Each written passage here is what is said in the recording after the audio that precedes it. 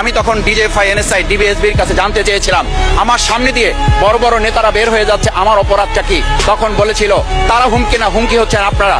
আমাদেরকে যখন শেখ হাসিনার শেষ সরকার নিষিদ্ধ করেছিল, তখন তারা 14 দল মিটিং করে বলেছিল এই জামাত শিবিরই হচ্ছে সবচেয়ে বড় সমস্যা, তাদেরকে নিষিদ্ধ করলে এই আন্দোলন থেমে যাবে।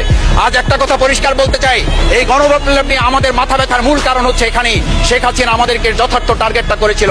সেই টার্গেটের মূল লক্ষ্য ছিলাম আমরা। আমাদেরকে বলা হয়েছিল একটা গুলি করলে একটা সরে বাকিগুলো লড়ে না, সেই লড়ে না লোকগুলো ছিলাম আমরা, মাননীয় স্পিকার। যার কারণে আমাদেরকে তারা ভয় পায়।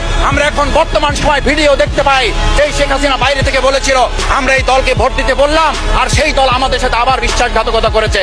আমরা সেই শেখ হাসিনার বক্তব্য শোনার পর আমরা কাউকে আজকে এখানে বলতে শুনে নাই শেখ হাসিনার ওই বক্তব্য সঠিক নয়। এই মানুষ প্রতারিত হয়েছে, বেইমানি করা হয়েছে। আবার যদি গণভোট, জুলাই সনদ নিয়ে এই জাতির সাথে প্রতারণা করা হয়, তাহলে মূল্য দিতে হবে শুধু নয়, আবার আমাদেরকে 17 বছরের সেই জেল জুলুম, নিপীড়ন, গুম খুনের জায়গায় আমাদেরকে ফিরে যেতে হবে। আমি মনে করি পরিষ্কার বক্তব্য, গণভোটের প্রতি সমর্থন না জানিয়ে জুলাই সনদকে যদি আজকে ইগনোর করা হয়, তাহলে আমাদেরকে কিন্তু আবার সেই গুম খুনের আয়না ঘরের দিকে আমাদেরকে ধাবিত করা হবে। আমি মনে করি গণভোটের বিরোধিতা করার অর্থ হচ্ছে আমরা আয়নাঘরকে সমর্থন করতে চাই। গণভোটের বিরোধিতা করা মানে হচ্ছে 70% মানুষকে আমরা অনিচ্ছভাবে তাদেরকে আবার ধিক্কার জানাতে চাই। আমি এখানে স্পষ্ট বলতে চাই, আপনারা যেমন 51% সমর্থন নিয়েছেন, 70% প্রায় জনগণ কিন্তু গণবিপ্লবের, গণভোটের পক্ষে তারা রায় দিয়েছে।